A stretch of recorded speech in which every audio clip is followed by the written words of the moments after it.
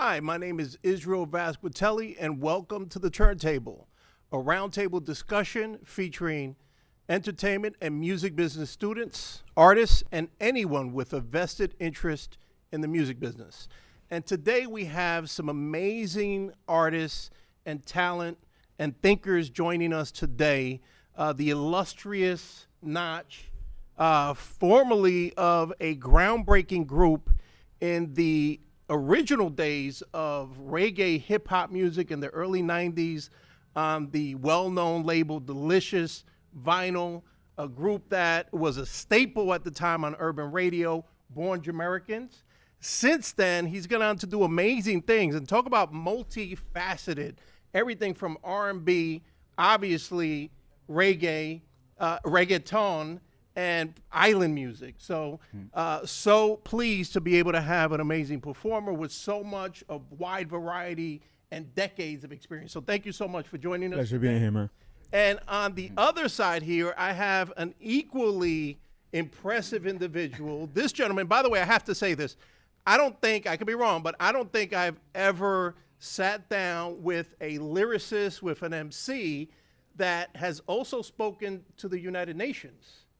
Right. So that is impressive all to itself, not to mention being the co-founder of one of the biggest battle leagues that had immense viral visibility on YouTube, somebody that's traveled the planet representing the art form of freestyle, not to mention an amazing artist all to himself, making great music and always willing to teach. So thank you so much for coming through today, MADD. Thanks.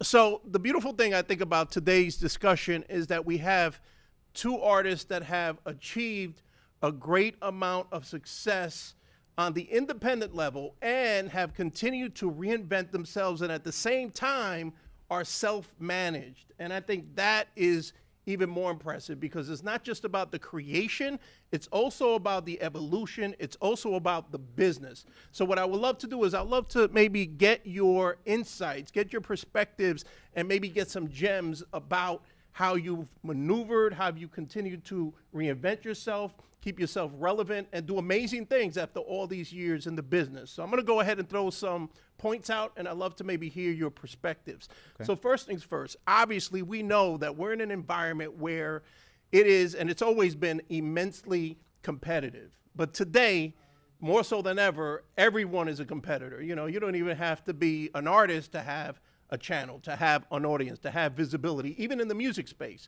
So my question to you is, how do you maintain your relevance and how do you reach new audiences in today's crowded environment? Who wants to go first? Woo! I mean, I could definitely. I'll go ahead and start out.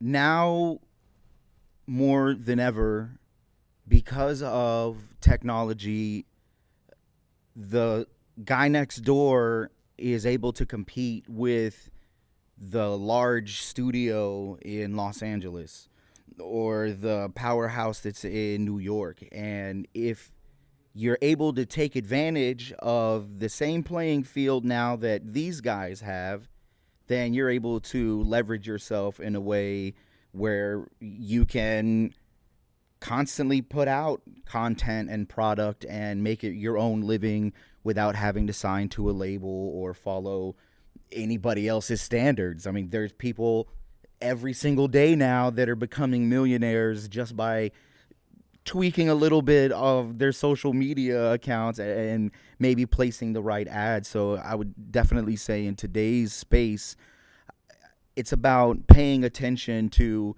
what is happening in the social media field, because that's where a lot of companies are I mean, a lot of independent creatives are becoming companies and becoming free in their own right and able to perform. And so it, to me, is nowadays you can have one follower on social media and pay $30 to show your ad on Instagram to 15,000 real people and be able to create a funnel from there, a marketing funnel. And that's what I use nowadays to stay relevant, is figuring out who my one true fan is, using that formula, and then targeting ads to that specific person. And so I just funnel them all into a spreadsheet. I have their emails, and what I'll do is I'll send them an email every now and then, or just give them a lot of value.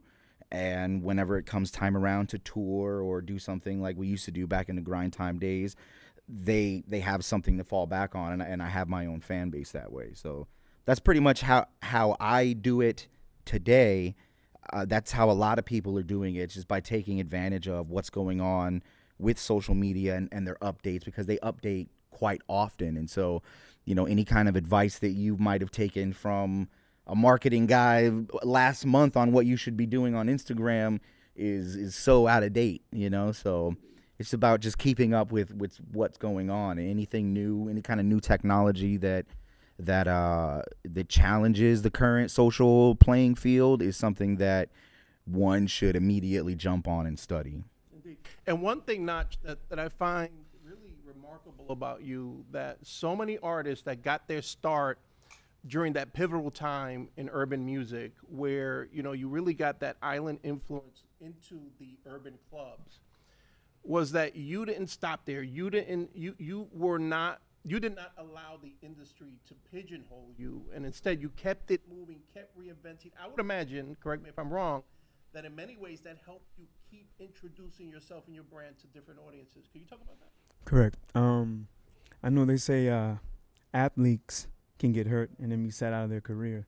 But one thing about actors and artists, we have the ability to reinvent ourselves with repackaging, with going into a different trajectory, coming up with a different sound. It's a bit risque-ish, but if it's done correctly, it can create new audiences that can grow with you. I think when I came out in '93, we relied heavily on the television network. I think when I came back out in 2003, I was relying on terrestrial radio network. And then 2006, 2007, it became your net worth. It's based on how well you put your network to use in the social media network platform. And I started reevaluating my career, and I got mentored by a lot of good people who understood the metrics and the monetization and the numbers it takes to say you have true star power. Because I always thought star power meant that you just work hard, you practice a lot, you quietly go work on something diligently, you do it enough, people can't ignore you, you get recognized for having this power to compel attention and get energy to energize what your presence is as a commodity. But then I learned it has to have an affinity with an audience. Mm-hmm. And that audience, you have to be like an army brigade leader, whereas you make a command, they react, a call or action, so to say. And I started understanding, like, in society, you can actually, if you're in front of 7,000 people within a certain radius or circumference, you can actually have an impact where it can change things by 72%. And I started thinking, like, okay, so when I'm in front of an audience of 3,000 or 5,000, 10,000, my true receipt worth that shows I have true star power to win and garner an audience is based on how many people leave from the experience of a conversion rate engaging with me after they've been enchanted by a sound or by a look, to show that I have true star power. And then I started to reevaluate everything. I'm like, man, when I first came out of high school, didn't take my scholarship, took the record deal. The first set of songs we came out with, they were graded by DJs from A to F. And I'm like, yo, this school thing never ends. And then the accountant and the attorney, and then your family, of course, and in your own neighborhood, they're judging the metrics of what new things are you attaining, or how much you're going around the planet, how many venues are you in, to how many times you're coming home, to how much money you're supposed to be accumulating, to determine how your report card in life is, to now your social media network metrics is now your new report card. Mm-hmm. I always was taught by a corporate attorney that never judge someone's social media following by the amount of followers they have. Mm-hmm. Those are just hot leads that can go cold. Mm-hmm. The true nature of where your true value is in social media is the conversion rate, the engagement. When you do a call of action to say, I got a campaign coming through the pipeline, I let you into my world freely to see everything, see the making of, see my family, friends, what I eat. But now I want you guys to get involved and actually take a call of action to really show that there's an infinity between me and the audience and you saying I have true star power, whatever product I create. And I know that technology allows us to create, I guess, pre-sales and pre-interest. So now these 4 buildings that normally step in and say, hey, listen, before this thing gets any little bigger, let us join you. give you a deal, and magnify this around the planet. But they do need to see you using this new technology. But this technology could be used wisely, like my man over here said. He's engaging with his audience, his direct bullhorn via email, via probably contests, via you can be a part of my movement, come work with me, come let me help build you to be the next version of what I am. And audiences feel like they're stakeholders and stockholders in your product and your art, and they kind of become their own stars off your music. And then you in turn like build them to have star power, so to say. So I realize it's a new paradigm. It's not just I'm talented, I look great, I sound great. It's how great of an impact can you have in creating new leaders from the followers that you have. And I've been studying for like the last 7 years and trying to really figure out, do I rely on these platforms to just be popular for popularity's sake? Or am I being judged by my performance base or my metrics to say that I have a true consumer base saying that I deserve to be in business and it's not an expensive hobby, trying to do music and saying I'm a commodity, look at me, look what I got going on. Right. So I think it's a great new world we live in, but I think of course there's some cons to it too.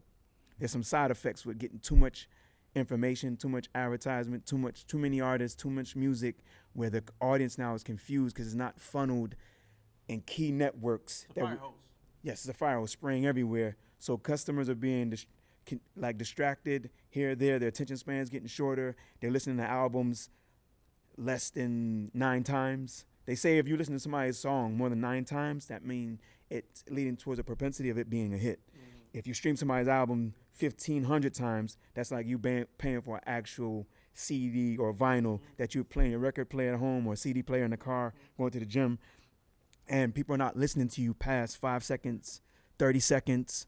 So there's a thing with too much accessibility where every artist gets to present their artwork in any kind of form of fashion, where now everyone has to create a new funnel infinity way to have directly target your tribe to vibe off your vibe, which makes it so easy now that it's even harder to stand out amongst everybody else trying to compete in that same space of using these social platforms. But they are great new buffers to say you got a real product like being made that's doing well, and it's well enough to go outside of just social to be on these actual networks, and then come into a city near you to give a live presentation.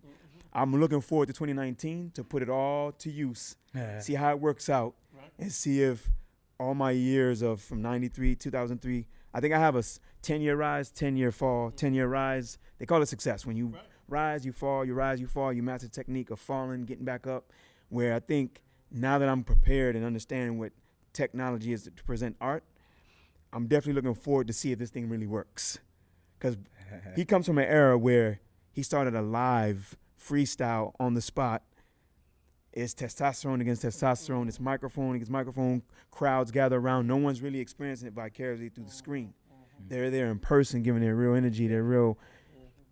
And so it's going to be interesting to see if what happens in real life can magnify through technology and has the same impact with people now listening with their eyes. Indeed.